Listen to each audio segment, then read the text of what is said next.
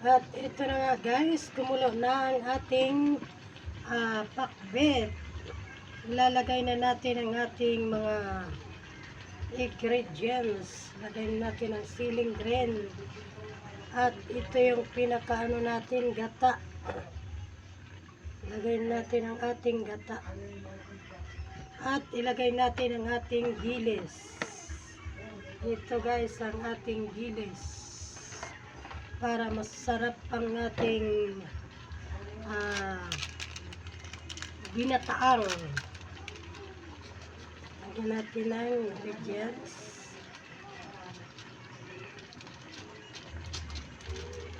Yan lamang po. Maraming salamat. Yan po ang ating ulam for today. Yummy pakbet na may gilis. Maraming salamat and God bless po sa ating lahat. Tara, pakbet na masarap.